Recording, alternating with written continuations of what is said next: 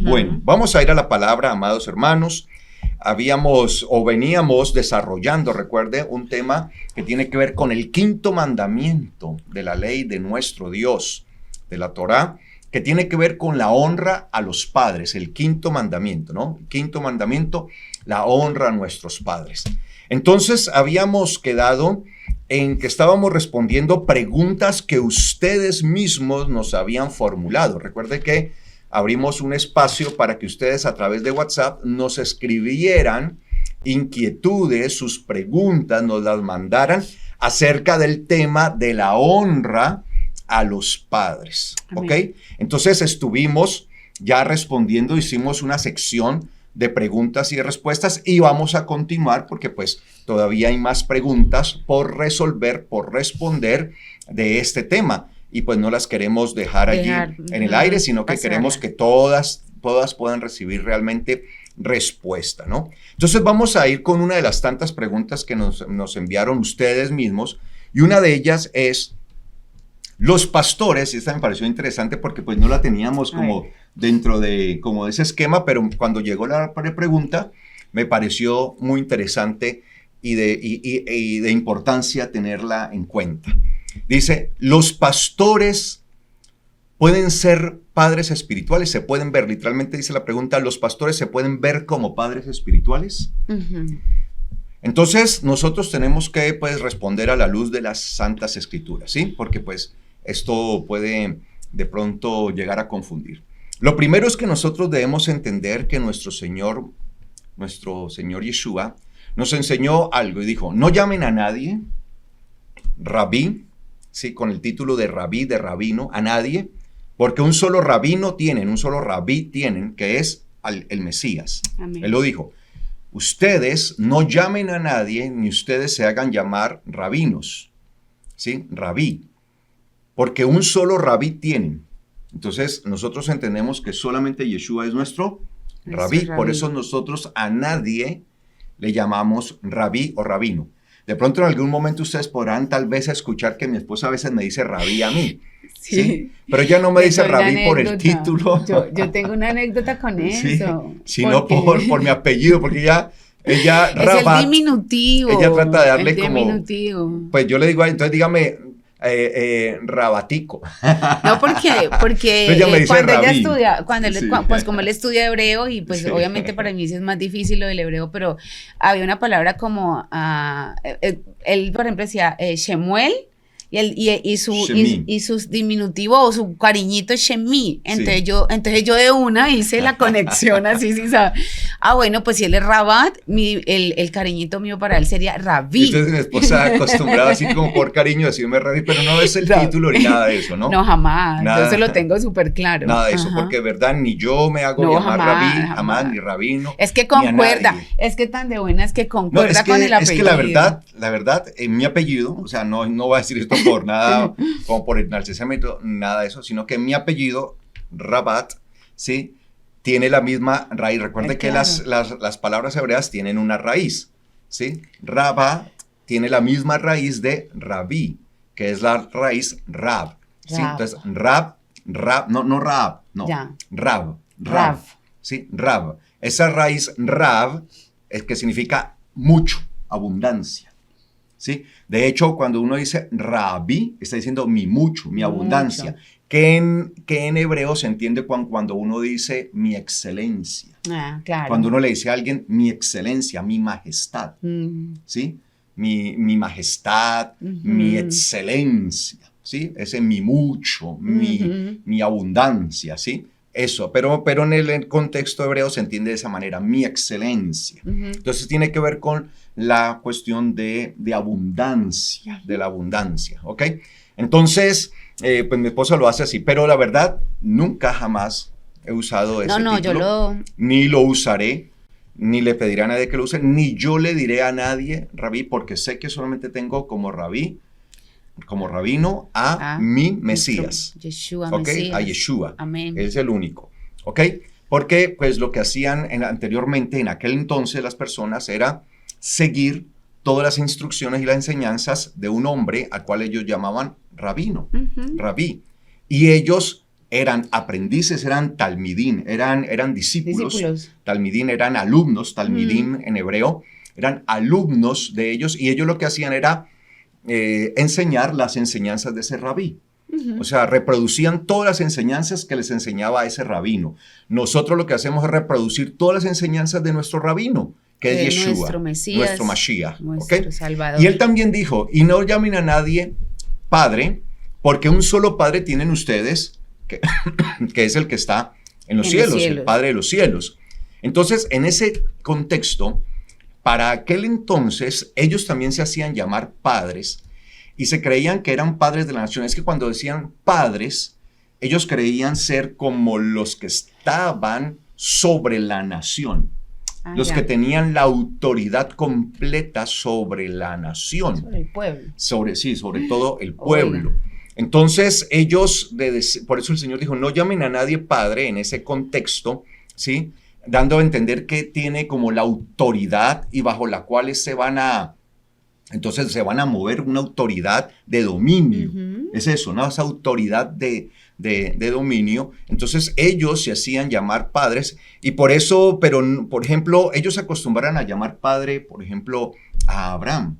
Abraham. Ellos decían nuestro padre Abraham. De hecho, hay un momento en el que ellos le dicen al Señor, eso se encuentra precisamente en el Evangelio de Juan, el capítulo 8, cuando ellos le contestan, están teniendo una discusión los fariseos con el Señor, y ellos le dicen, nuestro padre es Abraham. Y mire que el Señor no les dice a ellos, pero ustedes, ¿por qué llaman padre a Abraham si a nadie pueden llamar padre? No. Él les dice, ¿cómo así? Con que ustedes tienen a Abraham como padre. Pues si ustedes fueran hijos realmente de Abraham, entonces harían todas las obras de Abraham.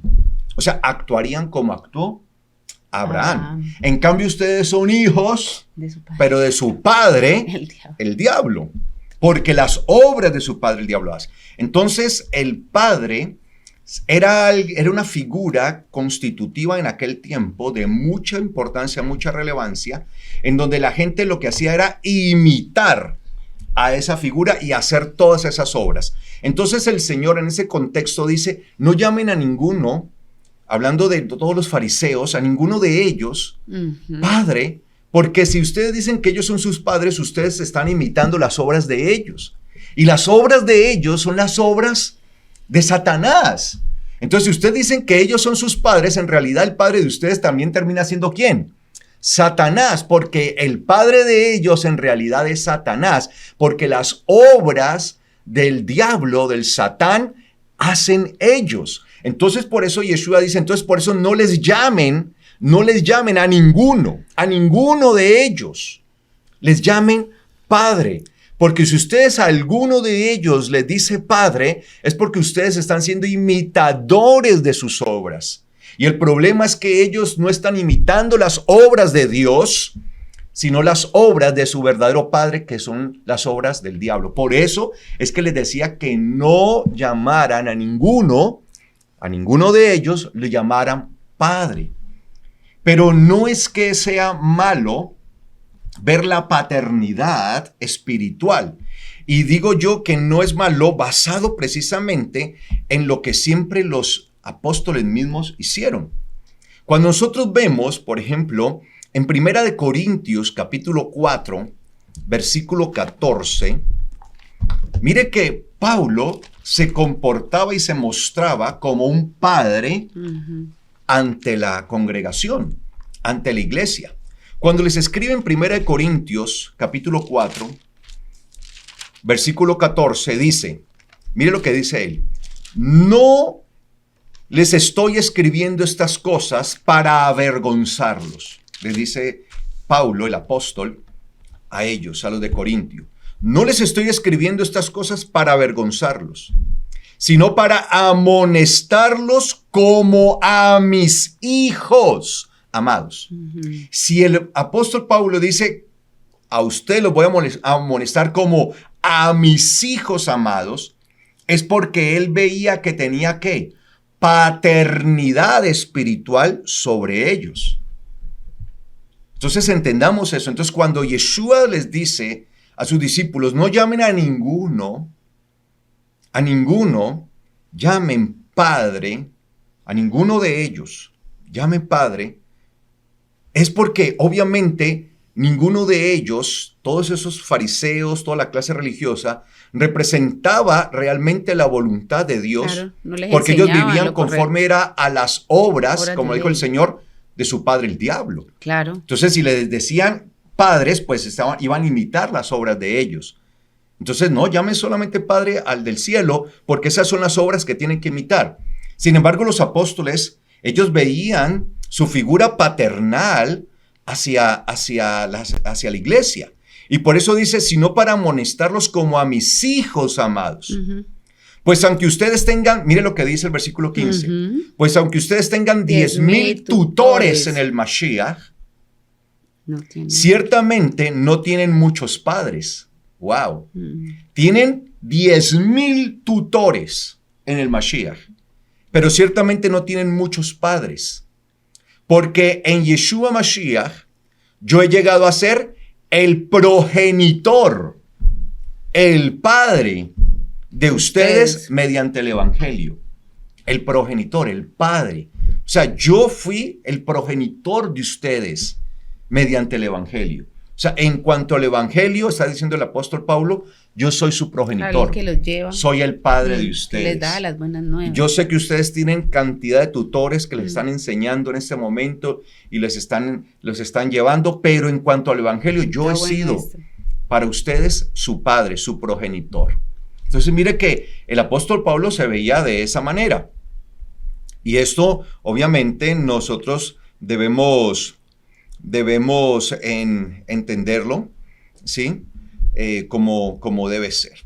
También vemos el apóstol Juan, por ejemplo. El apóstol Juan sí que va a usar la palabra hijitos. Es un hombre muy paternal. Y va a usar muchas veces cuando dice, hijitos, si alguno ha cometido pecado, ante el eterno Dios tenemos al juez justo, a Yeshua, al abogado, ¿sí? Tenemos al abogado ante el justo, ante el juez justo. Entonces, él siempre hablaba de esto y decía, hijitos, hijitos. Juan, el apóstol, Yohanan, era un hombre muy paternal. Y por eso vemos ahí en Tercera de Juan, capítulo 1, versículo 2, que dice, oh amado,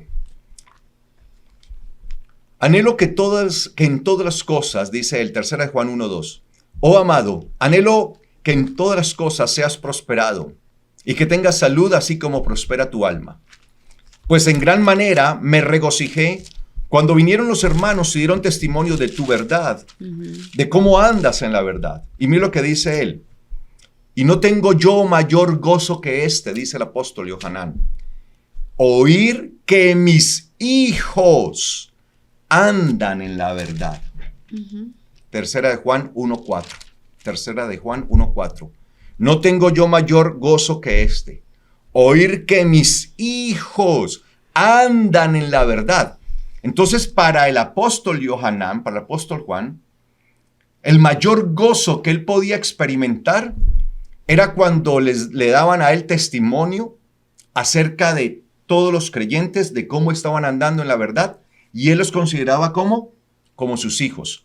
Oír que mis hijos, mi mayor gozo es cuando yo oigo que mis hijos están andando en la verdad.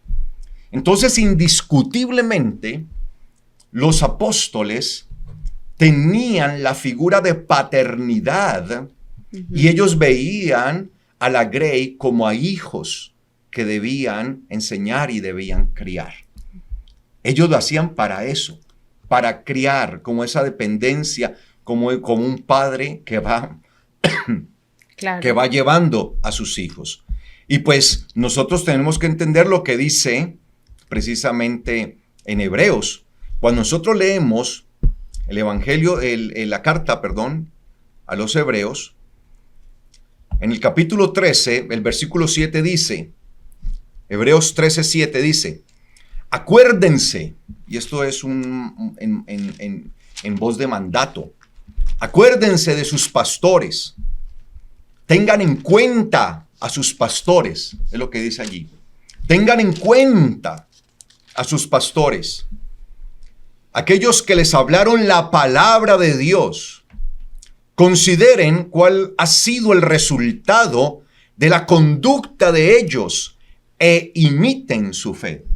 Imítenla. Sean imitadores de la fe de sus pastores. Pero después de haber tenido en cuenta, después de haber estudiado y evaluado ¿qué? El resultado de su conducta. ¿Cómo ha sido ese pastor? ¿Cuál ha sido el resultado? Claro, como pastores nosotros tenemos que ser evaluados por la Grey en cuanto a nuestra conducta. ¿Cómo es mi conducta como hombre? ¿Cómo es mi conducta como esposo? ¿Cómo es mi conducta como padre? Porque uno se vuelve en el modelo. Claro, la gente necesita, la Biblia dice, puesto los ojos en Yeshua. Y yo sé que todos tenemos que tener los ojos puestos en Yeshua, porque de Él es que viene nuestro socorro. Pero sabemos y entendemos que en esta tierra necesitamos ejemplos, necesitamos modelos, hombres que sean modelos.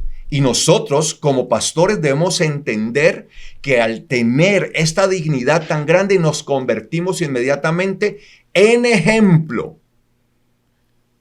ya sea para bien o para mal.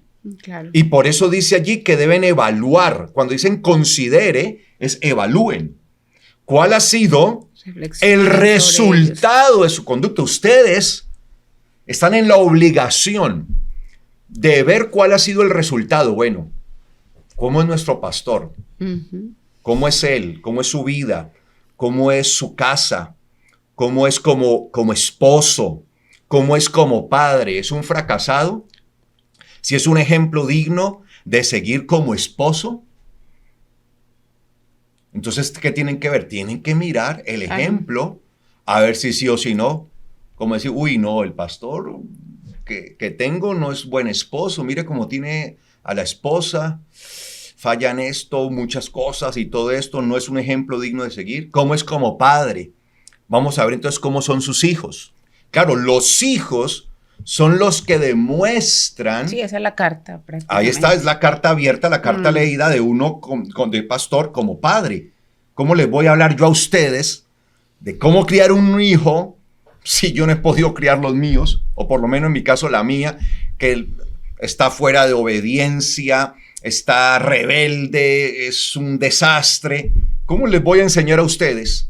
Pero cuando yo les puedo mostrar una hija, una carta abierta, en mi caso hablo pues de una hija, que tengo una hija y las muestro, y ella es la carta que yo tengo, la carta de presentación, ustedes pueden ver allí, uy, el pastor si ha sido buen padre o no ha sido buen padre, si ha sabido cuidar, si ha sabido pastorear, porque si uno no sabe pastorear la Grey propia, primaria, que es la familia, ¿cómo lo va a pastorear a ustedes, hermanos? Ahora, si ustedes ven que tienen un pastor que les da ejemplo como persona en todo, como esposo, como padre, como todo en el hogar, todo, ustedes ven y tienen de verdad un pastor que ustedes digan, uy, de verdad que el pastor de nosotros sí tiene autoridad moral, sí tiene ejemplo, pues eso es lo que usted debe imitar, eso es lo que usted debe seguir. Y dice, imiten su fe. Y no solamente la debe imitar, no solamente la debe seguir. Miren lo que dice el versículo 17,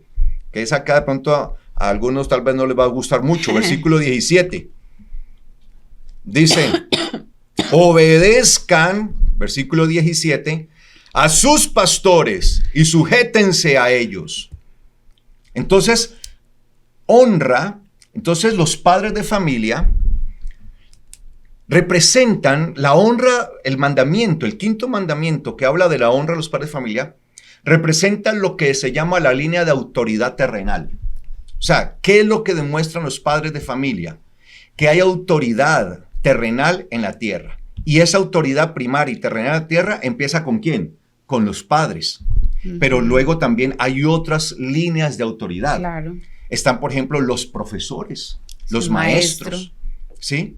Los maestros deben ser vistos como autoridad y deben recibir esa honra, amados hermanos, tengamos en cuenta. ¿Por qué? Porque ayudan en la educación, ayudan en el desarrollo de la persona. Claro. obviamente luego estamos nosotros como pastores en un rango de autoridad mayor, superior, porque estamos pastoreando a toda una grey que el eterno Dios nos ha encomendado. Y por eso entendemos el peso, la responsabilidad tan grande. No crean, amados hermanos, que para mí es fácil irme a dormir todas las noches sabiendo la responsabilidad tan grande que tengo sobre mis hombros. Porque es que no soy solamente un esposo y un padre de familia, sino que soy un pastor y sacerdote de toda una grey, que me convierto en el modelo y en el ejemplo. Ya si alguno no sigue el ejemplo, bueno, es problema de la persona, pero nadie puede decir, no, es que yo soy así porque el mal ejemplo me lo ha dado el pastor. Por lo menos creo que de parte mía no lo pueden decir. No es que yo soy mal esposo o mal padre o no estoy respondiendo, porque es que ese es el ejemplo que me ha dado el pastor que tengo en la congregación. No creo. Entonces yo sé que yo tengo una responsabilidad muy grande, que son ustedes, amados hermanos. Yo entiendo, cada noche yo me voy a la cama sabiendo que tengo una responsabilidad que el Padre Eterno me ha delegado. Aparte hay una cosa que uno tiene que evaluar, y es a veces cuando nosotros como creyentes no consideramos a nuestros pastores, y no lo decimos nosotros, eso lo dice la palabra, nosotros aquí no estamos hablando algo diferente a lo que dicen las escrituras, y no consideramos esa honra. A ver, la obediencia es algo que uno tiene que, ¿cómo se dice? Desarrollar, y la obediencia real es lo que nosotros les enseñamos a los kids en Tana Kids, es hacer algo en lo que uno no esté como tan de acuerdo. Cuando uno logra obedecer algo en lo que humanamente, por X o Y circunstancia, uno no esté como de acuerdo, ahí se está hablando de que uno está obedeciendo. Entonces uno encuentra en la grey personas que son ovejas del redil, pero que hay cosas que uno les dice que no les gusta, simplemente no las acepta, simplemente no las hace. Y no solamente eso, sino que viven en amargura constante. Por eso que uno les está diciendo, las cosas son así. Y son así. Y cuando uno logra desarrollar como oveja, bueno, si mi pastor es un pastor conforme a la palabra y él me está diciendo que es así, pues ¿para qué me voy a amargar yo la vida? Pues que de pronto para mí sea complejo por mis hábitos, por mi cultura, por mi forma de ser. Entonces, bueno, está bien, ese sería como el impedimento carnal, pero como yo soy espiritual, y ahí es donde usted se da cuenta realmente de qué tan espiritual es uno. La espiritualidad no es otra cosa diferente, sino de aceptar esas instrucciones que me da la palabra, que aunque estén de acuerdo con lo que a mí me hayan enseñado, con mi cultura, con mis hábitos, con mi estructura familiar, yo pueda abrazarla, tomarla y hacerla. Ahí es donde usted se da cuenta del nivel superior de espiritualidad. Yo he tenido ejemplos dentro de la congregación de personas que yo sé que lo que les estoy diciendo les cuesta, pero que dicen, y me lo han dicho, pastora, me cuesta, me duele, pero lo voy a hacer porque lo que tú me estás diciendo es lo que dice la palabra. Entonces, para mí es un sumo gozo y alegría, porque yo digo, es que no me está haciendo caso a mí, le está haciendo caso a la palabra, y por eso va a ser bendecido. Pero también encuentra casos de personas que uno les está diciendo las cosas, o el pastor les está diciendo las cosas, y empiezan inclusive a tener hasta expresiones de amargura.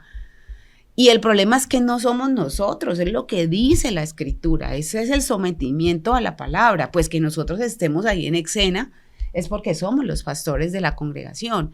Y es como si la persona se estrellara literal contra un muro, porque no puede avanzar, o sea, eso no lo va a dejar avanzar, esa persona va a vivir, porque de cierta manera hay que honrar, y esa figura también hay que honrarla. Así es. Honra a esa figura y vas a recibir bendición porque estás obedeciendo la palabra. Así es. Y es que precisamente en el quinto mandamiento, que es la honra a los padres, que se habla honrar a los padres, pues hemos dicho que la honra a los padres tiene que ver precisamente con el obedecer es que con el sujetarse claro. a los padres. Tiene que ver con la obediencia y con la sujeción.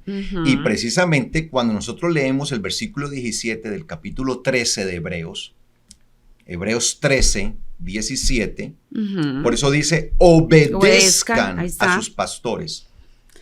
Ahí no les está diciendo si le parece. Y eso está en forma imperativa, como un mandato. Obedezcan a sus pastores y sujétense a ellos, porque ellos son los que velan por sus almas, como quienes van a dar cuenta, para que lo hagan con alegría y no por una imposición, porque esto no les es provechoso. Entonces piden precisamente, se exige, se manda, esto es un mandato, obedezcan a sus pastores. Entonces, la honra a los padres, mire, la honra a los padres tiene que ver, cuando hablamos de la honra a los padres, que lo hablábamos, pues que la honra tenía que ver con ¿qué? Con el obedecerlos, con el estar sujetos a los padres, obviamente siempre y cuando esos padres siempre estuvieran sujetos ¿a quién? Al eterno Dios, en cuanto a obedecerles a lo que ellos dicen, ¿no? Porque si le van a decir algo, le van a pedir algo que es contrario a la palabra, pues eso sí no. Lo mismo con los pastores. Pues si el pastor le va a enseñar algo que es contrario a lo que dice la palabra, no. Pero si el pastor es una persona que está sujeta al eterno Dios, sujeta al Mashiach, y les enseña la palabra, y enseña la palabra, ustedes, amados hermanos, deben estar sujetos a sus pastores. Entonces, si ustedes nos consideran sus pastores, ustedes deben estar eso es otra cosa. Y obedientes a lo que nosotros les enseñamos. Claro, eso va en dirección a que usted realmente considere que nosotros seamos sus pastores. Uno puede tener una grey de muchas ovejas, pero no todas esas ovejas consideran que nosotros seamos los pastores. Entonces, ahí sí ya no podemos hacer absolutamente nada, porque ¿y cómo se da uno cuenta? Porque son personas que están en obediencia. Vea, uno se da cuenta cuando hay una oveja de verdad en la obediencia. Allí es como con los hijos. Cuando Valentina viene a mí y me dice, mamá, pero es que mi papá me está diciendo esto y a mí no me parece. Yo siempre le digo, hija, tú solamente cumple con obedecer. Después lo vas a entender. Porque si lo consideras que es tu papá y que te está llevando por el buen camino, obedece. O sea, yo tengo la responsabilidad de decirle a mi hija, obedezca. Todos tenemos la responsabilidad entre ovejas de decir, hey, obedece. A menos de que le esté pidiendo que haga algo que sea contrario. Claro, que estamos hablando es de eso, ¿no? De toda esa... Porque uno, aparte uno ya ha vivido muchas cosas y uno sabe en dónde esa oveja se va a lastimar. Quizá también porque uno pasó y no tuvo una orientación y uno quiere orientarles, como dice la palabra. No, y lo más tremendo es que nosotros como pastores llevamos un peso grandísimo. Claro. Como dice allí, que somos los que vamos a dar cuenta de las almas de ustedes. Además, delante de Dios. Esto también es muy difícil porque uno tiene que hacerlo, independientemente que usted lo vaya a hacer o no y le guste o no le guste, uno tiene que hacerlo. Entiendan una cosa, cuando nosotros como pastores tenemos que exhortarles y llamarles la atención, lo hacemos basados en esto, en que el día de mañana nosotros vamos a dar cuenta de su alma. Claro. O sea, a nosotros el Señor nos va a pedir cuenta por el alma de cada uno de ustedes. Claro. Por tanto, si como pastores nosotros simplemente cerramos los ojos y hacemos como que no vemos nada. Que se puede. Para no incomodarnos y no incomodarlos porque... Vive uno mejor. Pues ¿para qué? Sí. Pues uno se puede hacer como decimos en Colombia, el de la vista gorda. De la vista gorda, que no vio nada. Y que no oye nada. Pero es que arriba está el que lo está viendo todo. Y él está diciendo, te puse como pastor y tu deber es velar por esas almas, corregirlas, exhortarlas, disciplinarlas. Ese es tu deber como pastor y no lo haces simplemente por evitar el conflicto. Muchas veces uno quisiera evitar el conflicto. Claro. Mira, amados hermanos, es más fácil eso. Ay, sí. Es mejor evitar el conflicto con la persona. Entonces, la persona hizo, hagamos como que no vimos y seguimos felices. El problema es que el Señor nos va llevando las cuentas a nosotros. Y el día de mañana dice la palabra que yo voy a tener que dar cuenta por su alma. Claro. Entonces, mientras usted esté en este redil, mientras cada uno de ustedes esté en esta grey, pertenezcan a este redil, a esta congregación, pues yo, juntamente con mi esposa y obviamente los que nos rodean, que tenemos un equipo diaconal, que somos los que velamos por ustedes, pues tenemos que estarles llamando la atención en el momento que hay que llamar la atención, como un papá, como un padre responsable, le llama la atención a su hijo. Estamos hablando de que los padres no deben ser alcahuetas con sus hijos y le tienen que exhortar, les tienen que llamar la atención. Y nosotros como pastores tenemos que hacer lo mismo y no es una función fácil. No es fácil. No piensen que esto es lo mejor. Claro. De verdad, es muy maluco, pero lo tenemos que hacer y no lo vamos a dejar de hacer porque el día de mañana yo no quiero llegar delante de mi Señor, presentarme ante Él y que me tenga la lista roja allí, grandota, diciendo, mira, tú tenías que velar por las almas de fulano, fulana, sutano, setana, por todos estos, ¿y qué? ¿Qué pasó aquí? ¿Por qué cuando te diste cuenta de esto no le exhortaste como un padre a su hijo? ¿Por qué no lo disciplinaste? ¿Por qué no lo hiciste? Entonces nosotros tenemos que hacer nuestro trabajo. Y el deber de ustedes, y esto va a sonar de pronto muy fuerte, es obedecer. Claro. Obedecer a sus pastores y sujetarse a ellos. Amados hermanos, a ninguno de ustedes nosotros le hemos dado mal ejemplo. Nunca. Somos humanos y nos equivocamos. Claro, hay cosas que son... Somos susceptibles al error, no somos inmunes a eso. No vaya a pensar que somos infalibles. Pero podemos ponernos delante de ustedes con la frente en alto y mostrarnos como ejemplo moral, mostrarnos como esposos. Ustedes nos pueden evaluar a nosotros, nuestro matrimonio, un matrimonio de 26 años. Evaluar cómo somos nosotros como esposos. Amén. Cómo somos como padres. Cómo somos en cuanto a la congregación, en cuanto a nuestra responsabilidad de dar palabra a la congregación. Si hemos sido pastores responsables, hacemos todo lo necesario por darles el alimento a ustedes, por mantener la palabra, todo lo que hacemos, las enseñanzas, las escuelas y continuamente todo lo que estamos haciendo, todo esto precisamente para marcarles el derrotero. Claro. Claro. Entonces, ustedes verán, ya alguno verá si como hijo rebelde, cuando su papá lo regaña, su mamá lo regaña o le llama la atención o lo disciplina, entonces empieza a revolcarse, empieza a tirar patada y empieza a enojarse con sus padres porque le llamaron la atención. Entonces, ¿cuál es lo que ustedes deben hacer? Si nosotros realmente, si ustedes después de evaluar, como dice la palabra, la conducta de sus pastores y mirar cuál ha sido eso, y si ven que ha sido buena, pues deben de invitarla, pues dice, obedezcan a sus pastores, versículo 17, sujétense a ellos, porque ellos velan por sus almas y son quienes habrán de dar cuenta por ellas, para que ellos lo pueden hacer con alegría. Miren, no hay nada más maluco como pastor, se lo digo ya, como pastor, llamarle la atención a la gente. Muchas veces le llamamos la atención a la gente, le decimos a nuestros diáconos, les delegamos, les decimos, mira, hay esto y esto y esto está pasando, vayan y hablen con estas personas, primeramente. A ver, porque pues seguimos todo lo que dice la palabra, ¿no? Nosotros tenemos el consejo diaconal y todo esto. Y se les llama la atención, se les dice, y hay personas que lo toman muy bien. Y damos gracias a Dios. De madurez también. Porque son personas maduras y reconocen y dicen, uy, sí, yo no caí en cuenta, sí, pequé, sí, hice un error, de verdad. Sí, de verdad reconozco y voy a cambiar. Pero hay otros que se les llama la atención, ay, Dios bendito. Cuando ya habla uno con los diáconos, me fue, no, pastor, usted viera la actitud de la persona, antes se molestó, se enojó. Y uno los ve. Entonces uno dice, oiga, atrás de ladrón búfalo, o sea, atrás de que está haciendo la cosa mal hecha, entonces se enoja. Es como el hijo rebelde. Pues, amados hermanos, si nosotros tenemos que dar cuenta por ustedes, pues ustedes tienen que obedecer. Ya ustedes verán si no obedecen. Sí, claro, ya. Dice, obedezcan a sus pastores y sujétense a ellos. Y no lo digo yo, les lo dice la palabra. Y yo no estoy diciendo esto para manipular a nadie. No. Porque si ustedes nos conocen, nosotros somos pastores que a nadie jamás hemos manipulado.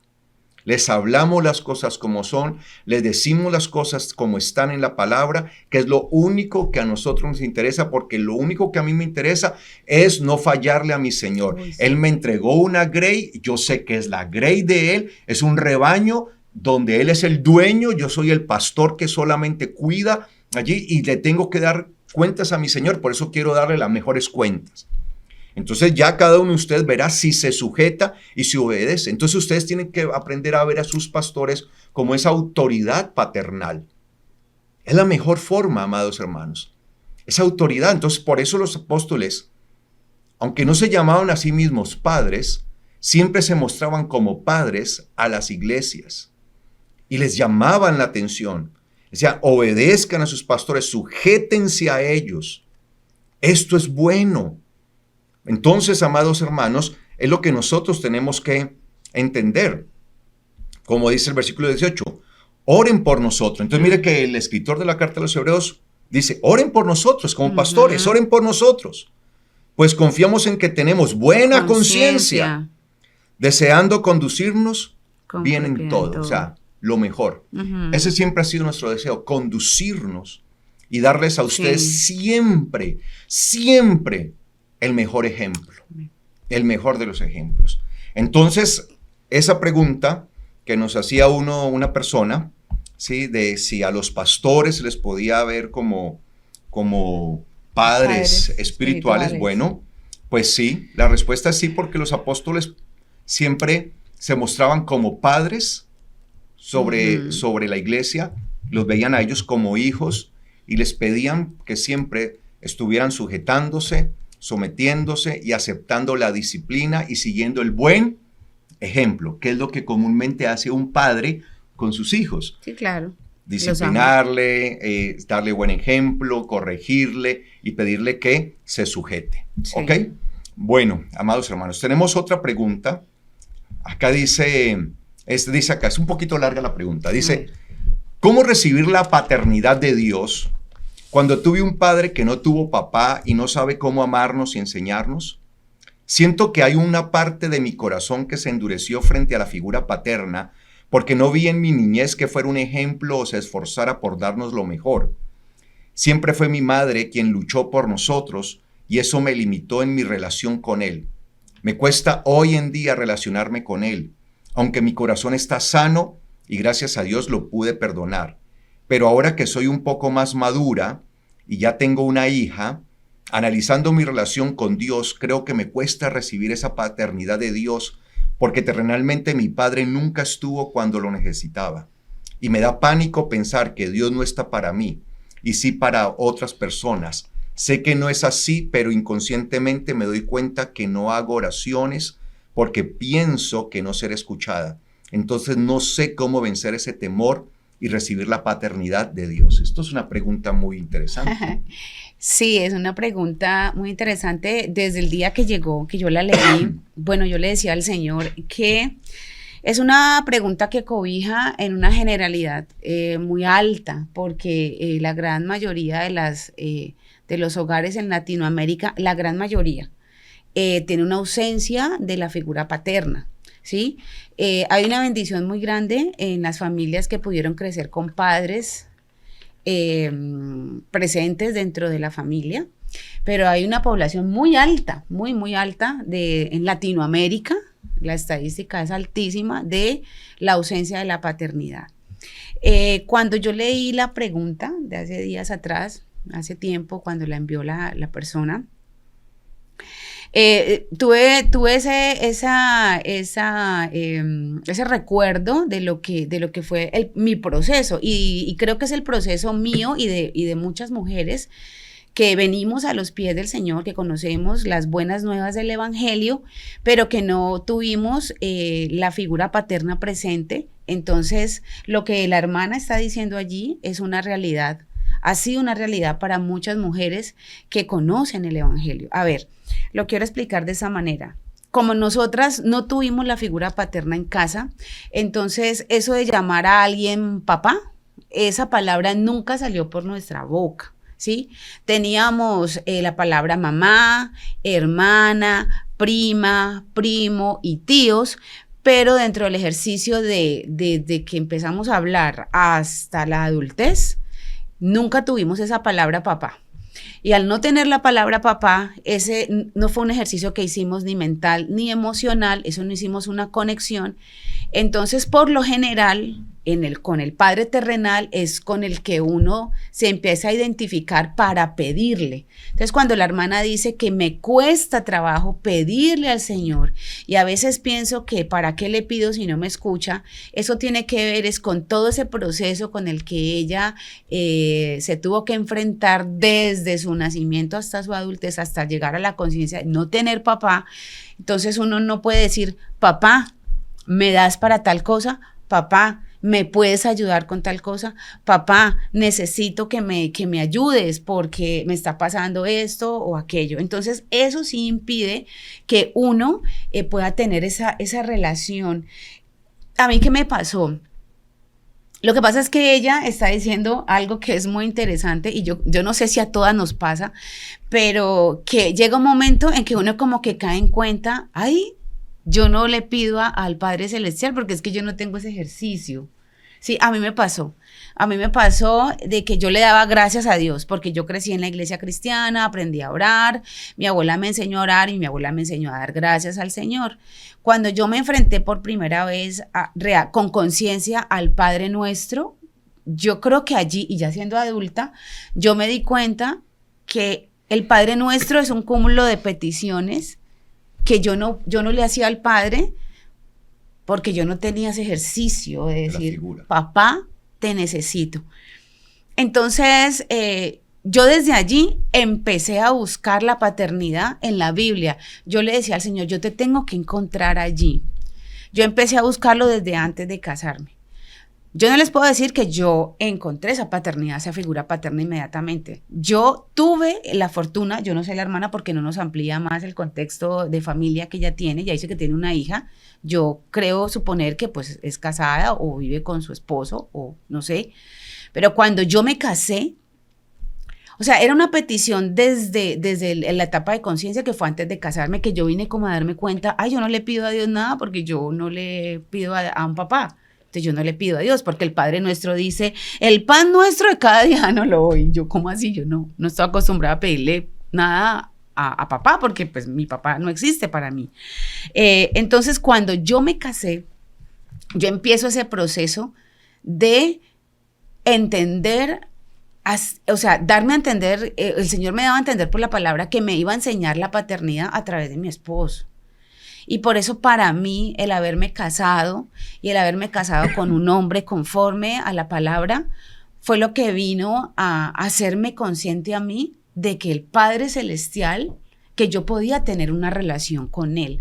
La hermana dice que ella es consciente que ella ha perdonado.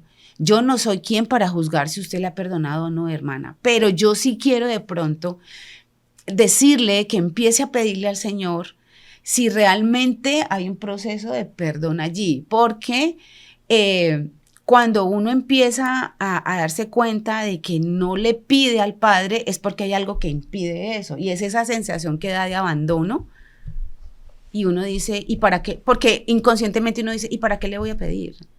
Si Él no me va a dar. Porque como el Padre que yo tuve en la tierra, o sea, uno no dice todas esas palabras, pero le voy a decir lo que uno siente, ¿para qué le pido? Si el papá que yo tenía en la tierra, yo no le pedía porque yo sabía que no estaba para mí, nunca iba a estar y nunca me iba a dar. Entonces, por eso es con mi mamá. Y es con mi mamá y seguirá siendo con mi mamá. Entonces, ¿qué hizo Dios conmigo? Bueno, lo primero es que me trajo a conciencia. Usted tiene la conciencia. O las personas que me están escuchando que les está pasando lo mismo, ya tienen la conciencia de que no lo hacían, era por eso. Lo segundo que hay que hacer es empezar a pedirle al Señor que a través de su palabra les muestre la paternidad. A mí me lo dio a través de mi esposo, ¿sí? No significa que usted tenga que casarse, no. O de pronto usted está viuda o ya no está con la pareja que usted tenía. La paternidad viene de parte del Señor. ¿Qué hizo que yo entendiera la palabra y que yo sintiera realmente la libertad para vivir en la forma en la que yo vivo hoy en día como mujer? Cuando yo encontré la palabra en Romanos 8:15, que dice, porque no habéis recibido el espíritu de servidumbre para estar otra vez en temor, sino que habéis recibido el espíritu de adopción por el cual clamamos, Abba, Padre. Yo dije, entonces yo ya no soy una huérfana. O sea, a mí me adoptaron, yo soy bendita, yo tengo papá, para mí eso fue algo glorioso, esa palabra que está en Romanos, fue una palabra para mí tan gloriosa como mujer, y a mí ya no me interesó si tuve papá, por qué no lo tuve, por qué me abandonó, a mí nada de eso me importó. Yo sentí una libertad tan grande. La persona que le está pasando esto puede acercarse a la palabra y empezar a orar, Señor, muéstrame tu paternidad. Es tan importante la paternidad en la vida de nosotras, es tan importante, porque cuando nosotros entendemos esa paternidad, entonces podemos acercarnos a Él confiadamente y decirle, Abba, Padre. Yo recuerdo hace muchos años recién casada, creo que estábamos recién casados o estábamos de novios, cantábamos una canción los dos que se llamaba Abba, Padre.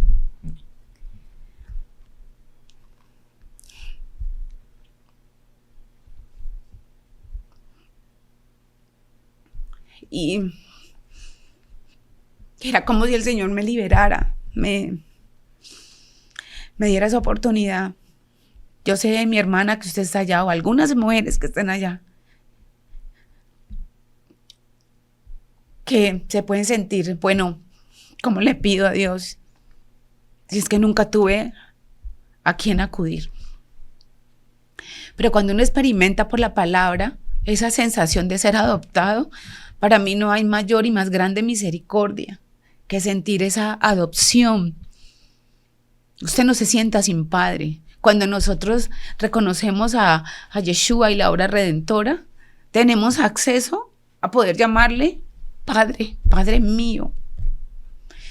Y podemos entender en el Padre nuestro que Él es la plenitud de nosotros. Entonces, yo no le estoy hablando a esta persona y no le estoy juzgando si perdona o no perdona. La persona dice, ya perdoné, pero usted se va a dar cuenta si su corazón está realmente sano cuando usted tenga la libertad. Yo ahora me he vuelto la mujer más pidigüeña del mundo, porque yo sé que Él me va a dar conforme a su voluntad y sabiendo que me va a bendecir a mí, ¿sí? Entonces, claro, yo pude entender el proceso de adopción y pude encontrar cómo el Señor me lo dio a mí, particularmente a mí, con el esposo que me dio, porque Él a través de Carlos me dio la provisión, a través de Carlos me dio la protección, que es tan importante, a través de la vida de mi esposo me pastoreó, me enseñó, y yo empecé a sentir una libertad impresionante. Y luego se fue ajustando ese proceso, hermana, de seguir pegada de mi padre, cuando yo pude ver en el proceso de crecimiento de mi hija, todo lo que ella hacía que yo nunca hice, porque no tuve esa posibilidad, pero también el Señor me sanó a través de mi hija, porque ella era, no, eso con mi papá me lo puede dar. Estaba pequeña y ella sabía, era algo tan particular y a mí me asombraba, porque como yo no lo hice y nunca lo tuve, era entender, por ejemplo, que ella decía, no, mi papá, si yo necesito ropa, mi papá me la va a dar. Si quiero comer, mi papá me lo da. Mamá, no te preocupes, mi papá no lo da, mi papá. Y hoy en día mi hija es una mujer ya adulta y ella todo el tiempo, no, mi papá es el que responde, mi papá es el que sabe, es que mi papá es el que está aquí, mamá, es que con mi papá es que tenemos que hablar.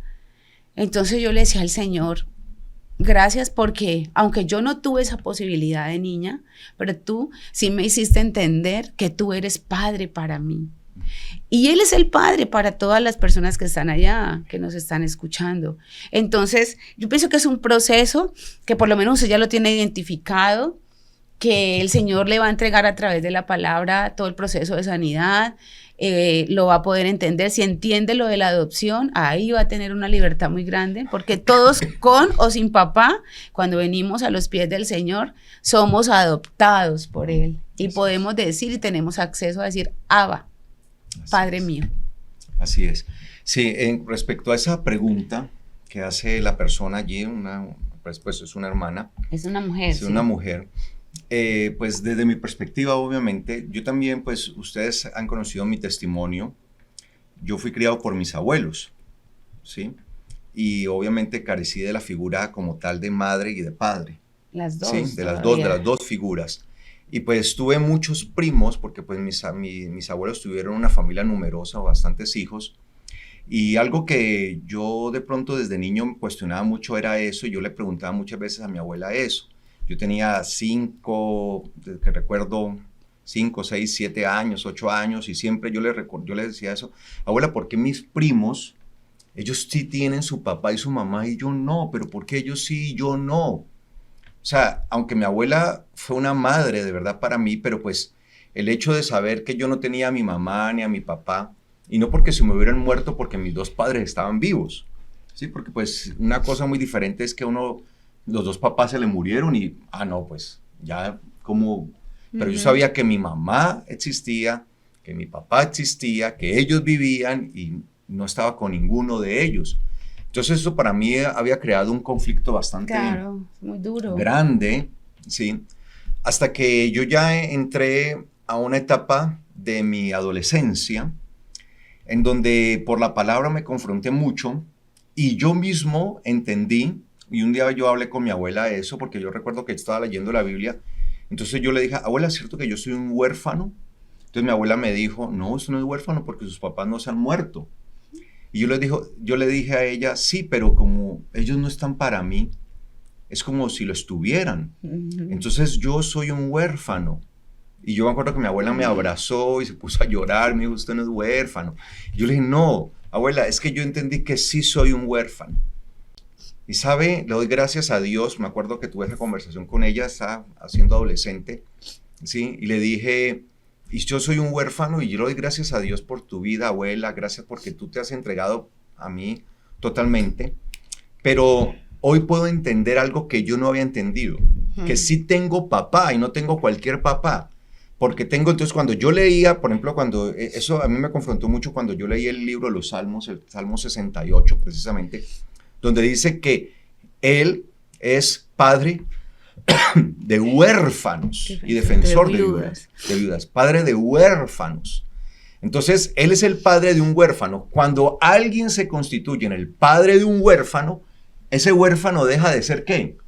Huérfano, pasa a ser ¿qué? Adoptado y reconocido como un ¿qué? Un hijo. Entonces yo entendí eso y le dije, Señor, gracias, porque yo entiendo que si soy huérfano, tú eres mi padre. Tú eres mi defensa. Y si eres mi padre, yo soy tu hijo legalmente. Entonces yo no tengo cualquier padre. Entonces yo empecé a entender eso. Entonces mire, a partir de ahí yo empecé a entender, yo tengo a Dios como mi padre. Y de verdad yo siempre por eso he orado a Él como padre. Siempre. Cuando yo entendí eso en ese momento, que eso lo entendí ya hacia mi adolescencia, que vino a mí ese pensamiento. Yo estaba leyendo la Biblia y cuando me encontré con esto, se me vino a mí, tú eres un huérfano. Y yo le dije a mi abuela y mi abuela me dijo, no porque sus papás están vivos. Y yo no era que quería que mis papás estuvieran muertos, no vayan a pensar, sino que a pesar de que ellos estaban vivos, pues no estaban conmigo allí presentes. Entonces yo he entendido que el Señor lo que había hecho conmigo era adoptarme. Entonces yo siempre cuestionaba no tener un papá, pero cuando me di cuenta, yo digo, wow, yo tengo el papá más maravilloso del mundo, que es mi Padre Celestial. Y a partir de allí, empecé a cambiar mi cosmovisión. Eso que yo traía desde niño, que yo siempre le decía, de hecho, yo una vez hablaba con mi abuela siendo niño, yo le decía, abuela, es pecado que yo sienta envidia. Una vez yo le dije a mi abuela eso, y llorando, que yo sienta envidia de mis primos porque ellos tienen papás y yo no. Y mi abuela lo único que hacía siempre era, de manera muy especial, abrazarme, porque ese abrazo que yo creo que nadie, o sea, es un abrazo tan especial, siempre me daba ese abrazo y lloraba, me decía, no, papito, ella trataba de consolarme, sí, porque muchas veces yo le decía, porque yo en algún momento yo le decía, porque es que Dios no me quiere, o es que yo hice algo, porque uno de niño piensa eso, ¿sí? Claro, piensa esas cosas, yo hice algo malo, Dios no me quiere, entonces siempre, ¿por qué mis primos sí tienen eso? Entonces yo una vez le dije a mi abuela, es malo que yo sienta envidia. Y yo veo a mi primo fulano de tal, y yo lo veo con su mamá y su papá. Y yo me quedaba siempre mirándolo, a él, a su mamá, a su papá, a sus hermanitos. Y yo le decía, abuela, es que yo siento envidia de mis primos, yo siento envidia de mi primo porque tienen sus papás y yo no tengo papás. De niño yo le decía, yo siento que yo peco, por favor. Yo me sentía mal y yo lloraba porque yo sentía que yo pecaba por eso. Claro. Porque yo sentía envidia, que porque ellos tenían papás, ¿sí? Y yo no. Entonces, a la adolescencia, cuando yo me confronto con este pasaje, y el Señor fue el que me hizo entender eso, porque claro. ¿Quién me lo hizo entender? Nadie más, yo lo estaba leyendo, estaba allí en mi lectura. Sí, es el Señor el que le da a uno esa palabra. Yo soy tu padre.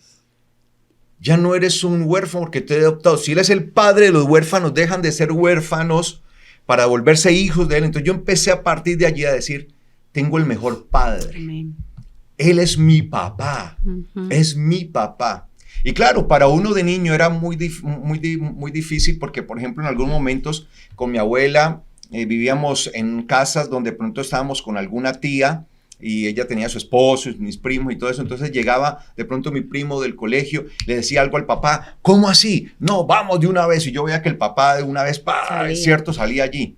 En cambio, a mí me hacían bullying, me hacían matoneo en el colegio. Sí, claro. Y yo no decía nada a mi abuela porque yo de niño, yo no sé, uno tiene la cuestión como de ver siempre a los abuelos. Yo no sé, mi abuela pues no era una mujer tan viejita, pero yo la veía viejita. Y como yo la veía como una viejita, pues frágil. La veía como algo frágil, claro, pues que ella no me podía defender. Yo que le iba a decir algo a ella, no me podía defender. Entonces en el colegio me hacían bullying, me hacían matoneo y yo me aguantaba todo eso, yo no le decía nada, me pegaban, me golpeaban, yo llegaba reventado a la casa, le decía a mi abuela que me había caído. Mi abuela me decía, pero es que usted mantiene en el piso. Ay, qué pecado. Y era que me mantenía era pegando, ¿sí? Yo llegaba reventado, llegaba golpeado y mi abuela decía, es que usted no sabe andar, es que... Y ella me regañaba y me regañaba, pero ¿cómo así? Y es que usted mantiene golpeándose y ahora viene y hoy con esto y mañana con esto. Y llegaba yo raspado y llegaba golpeado y todo esto.